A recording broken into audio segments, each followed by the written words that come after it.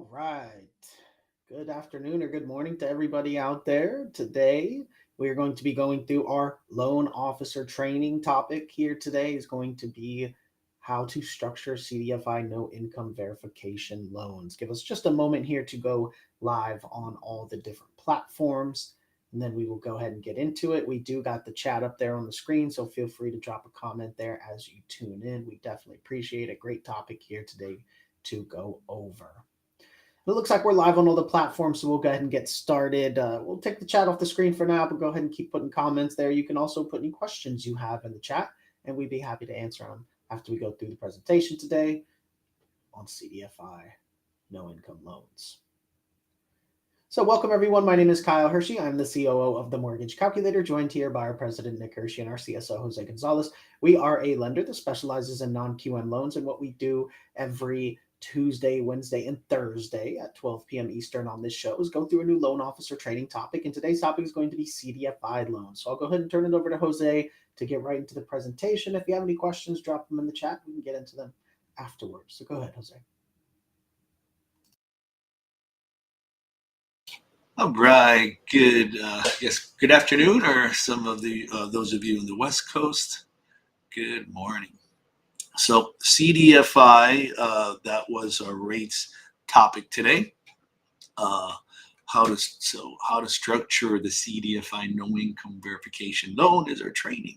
Now, this is a program for primary and second homes only, and this is a program that actually allows the borrower to qualify for the loan without having to verify any employment, without having to provide any employment information, period, and without having to verify any income.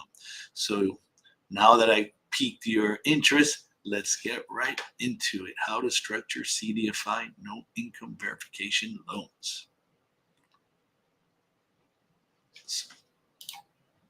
Okay, so what exactly does CDFI stand for? It stands for Community Development Financial Institution.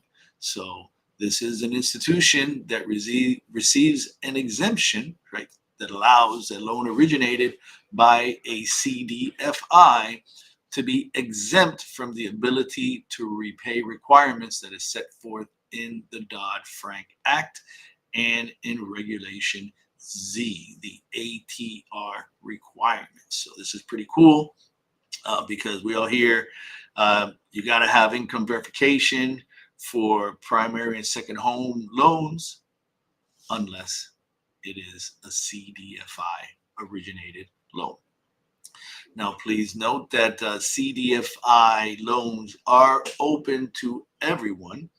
However, there is a targeted CDFI eligible borrower group, which receives a 0.5% lower interest rates. And this targeted group are African American and Hispanic borrowers. So if you noted this morning, I did state that all these quotes are taken into consideration a CDFI eligible borrower. So it is a good difference in the rate there, 0.5%. However, we restate, anyone can apply for the loan as long as you obviously meet the credit requirements and the other guideline requirements. Income is not calculated, nor is income required to be verified. Primary and second homes only. And let's state the mission of the CDFI so that you can fully understand. It's empowering the dreams of diverse homeowners and underserved communities by providing non-traditional access to prime capital for underbanked borrowers and communities, specifically those with limited income history, limited credit history, or inadequate income documentation.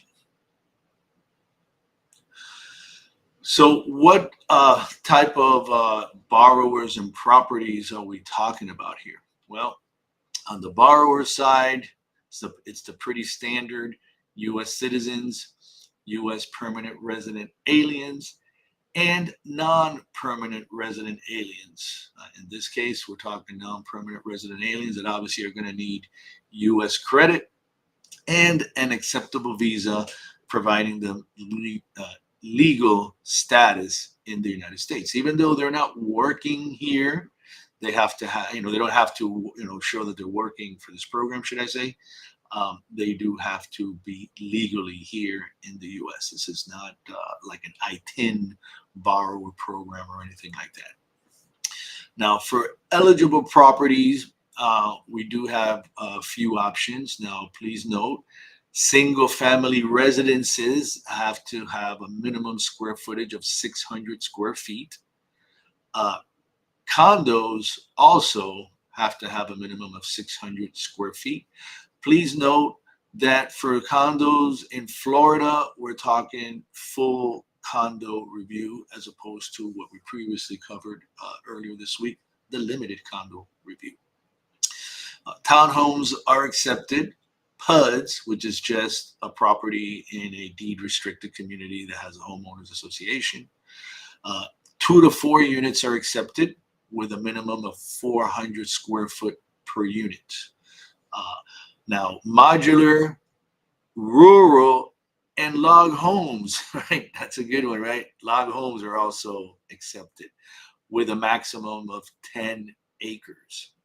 Now, in eligible properties, we're looking at manufactured homes. So they accept log homes, but they don't accept manufactured homes.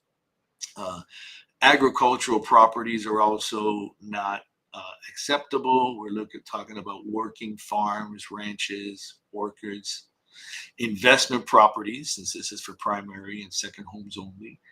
Assisted living facilities are not acceptable.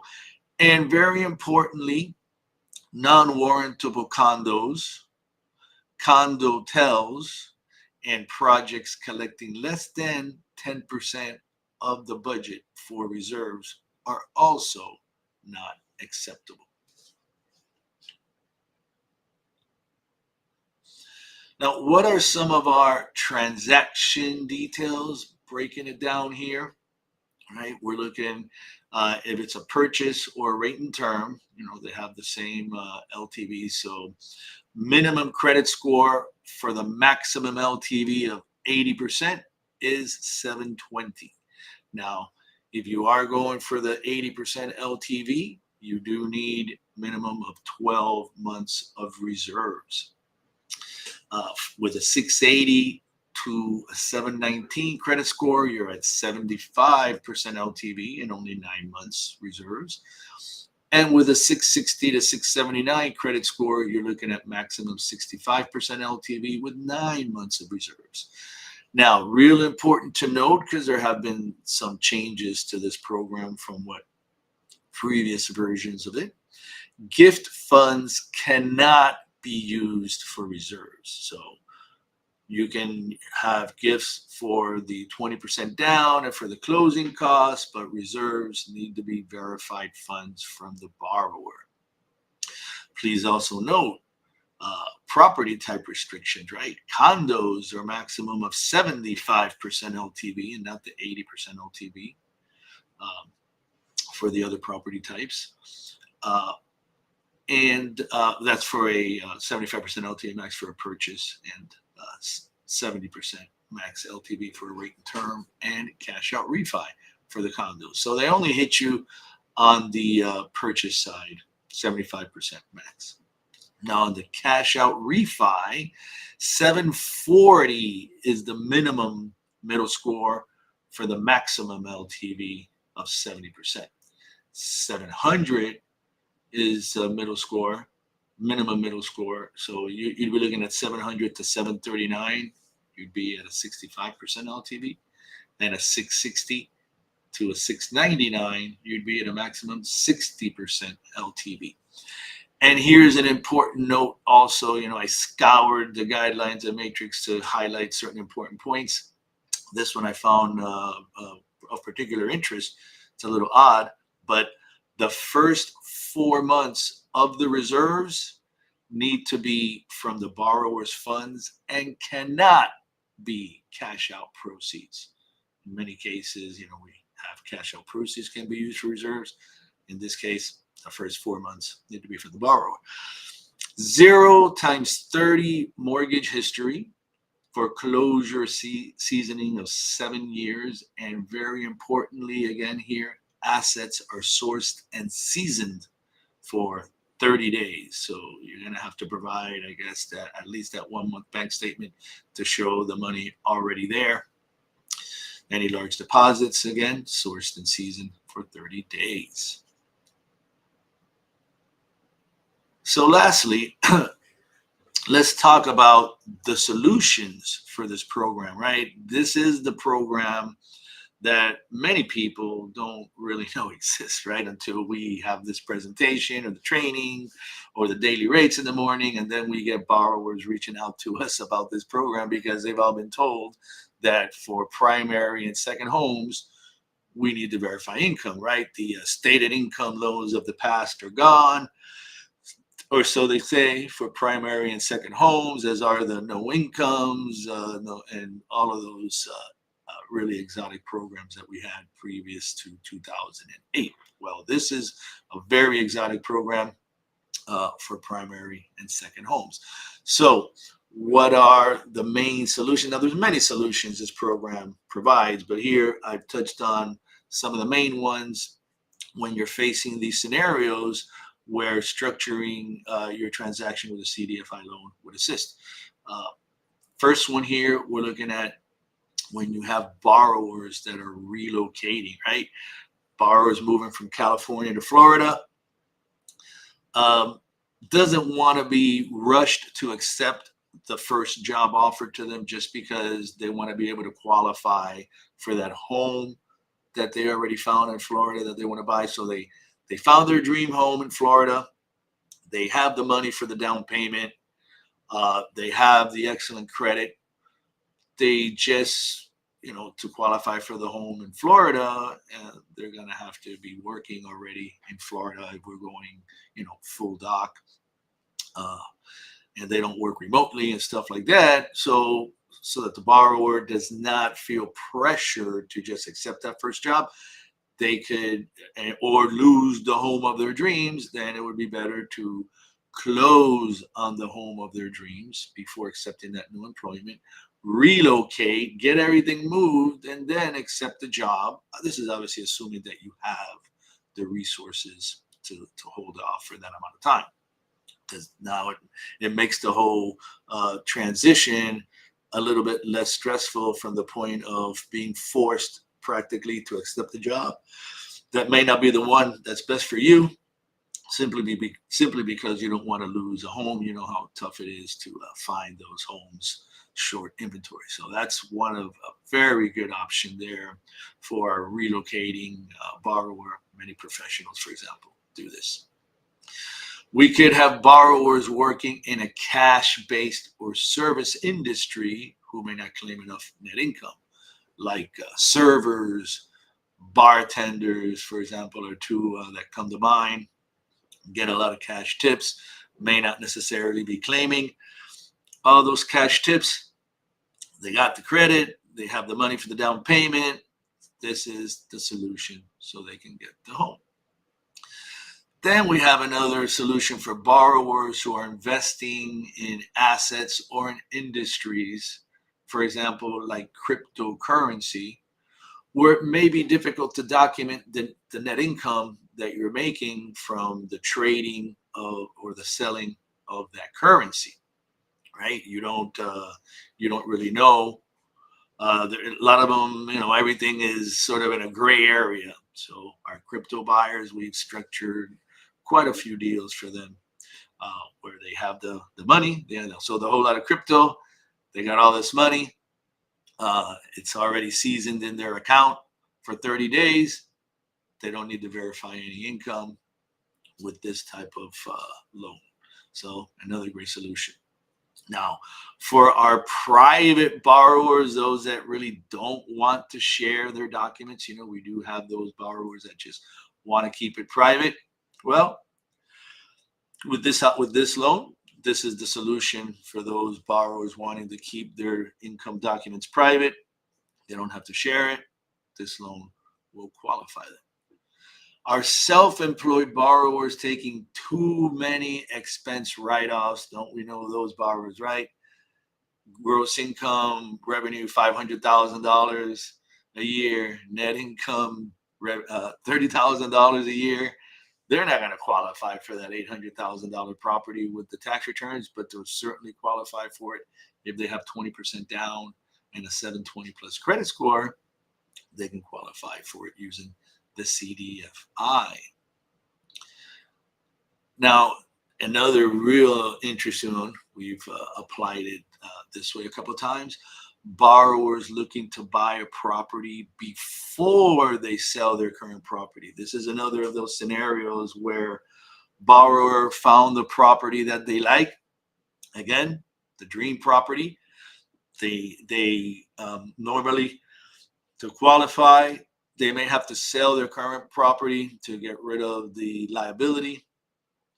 They have the money for the down payment.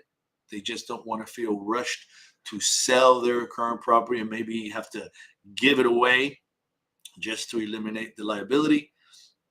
And so with this program, as long as they have the 20% down and they meet the, or whatever the down payment may be, depending on their credit score, right?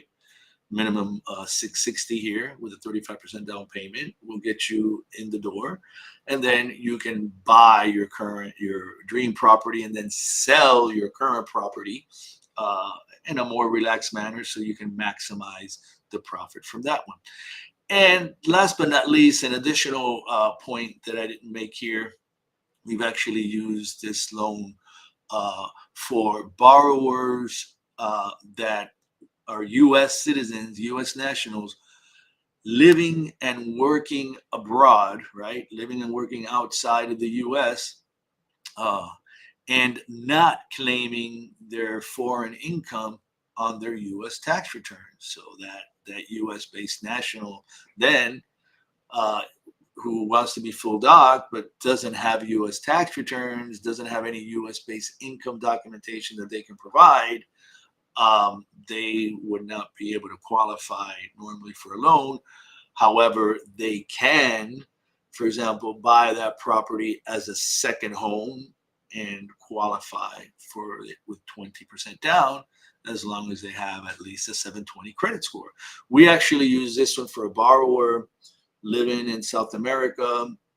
His daughter was going to go to school in Chicago to the university. So he, rather than pay rent for 4 or 6 years, depending how long she was going to be going to school there, he ended up buying a property so that she could live in the property, and then afterwards, that property would become a rental property after the daughter moved out, or maybe they could rent out some rooms to other students. But basically, he was able to close on that second home, right? No income verification, second home in the U.S. while he was working in South America and living in South America, right? Because he didn't have any U.S.-based income that he was reporting. So great solutions here provided by the CDFI loan, only 20% down. And do remember that CDFI eligible borrowers get 0.5% lower interest rates, and those would be Hispanic borrowers and African American borrowers. So definitely look to the mortgage calculator for all your CDFI loan needs, as well as our great agency and non-QM products. All right, thank you. Looks like we got a couple questions, so we can pull up. Let's pull up the first question here. What we got? Okay, for the additional percentage off, what documentation is needed for to prove that they're CDFI eligible, Jose? You'll provide your personal identification and information, and I guess it'll just go from there. If you're African American, I think you're African American, and if you're Hispanic, you're going to be like Jose Gonzalez, right? Now, if your name, now I would say, you do have cases of like people born in foreign countries that, but with an American name like John Smith, right? I don't know how you figure that one out. That one you'd have to go to underwriting and ask for what kind of information they're going to ask for. But whatever documentation is used, I guess, to categorize a minority for purposes of census tract review is probably what they would use. And Let's see here. Next question. What's the max loan amount on cash out refinance? Can we do New York? uh, can we do? No, I mean, as New York has to do with licensing. Any state that you do is going to have to do with whatever states that you're licensed in. So if you're licensed in New York, you can originate in New York. If you're not licensed, you cannot. This is a primary or second home only. And what was the max loan amount on the cash out refinance? Do you know off the top of your Max head? loan amount, I think max loan amount is 1.5 million for this product. All right. Looks like we got another question here. So I guess this question was actually already answered just now. What about a Canadian buying a second home? But they'd have to be a citizen maybe that's living in Canada. But Correct, correct. The Canadian, if he's a Canadian citizen buying a second home in the U.S., is a foreign national borrower, foreign national buyer buying a second home in the U.S. That's all that is. But he's still a Canadian borrower, and I mean, and unless he has dual citizenship or is also a permanent resident or a non-permanent resident, because he could be a Canadian citizen but have some type of a visa in the U.S. that gives him status to live in the U.S., then he could buy as a non-permanent resident alien. But if they're not U.S. citizen, permanent resident of the U.S. or a non-permanent resident alien, then they would not be able to buy with this program. all right. And last question here is what are typically the required reserves? That's one of the big kind of catches, right? The Yeah, reserves are pretty hefty. yeah. If you and I did cover that in one of the slides. If you're 720 or above, right, where you qualify for 80% LTV, it is 12 months reserves. Now, once the LTV drops below 80 to 75 or below, the reserves drops to 9 months from 12 months. And do know, really important, I did mention this, but I'll emphasize it. Gift funds cannot be used to meet the reserve requirement. Gift funds can be used to meet the down payment and the closing costs, but not the reserve requirement. All right. I don't see any more questions, but thank you for the questions. Some great questions there. Great program here. Remember that we do this show at 12 p.m. Eastern now, every Tuesday, Wednesday, and Thursday. So we appreciate everybody tuning in, and then we will see you next week on Tuesday at 12 p.m. Eastern for the next episode of the Loan Officer Training Series with the Mortgage Calculator.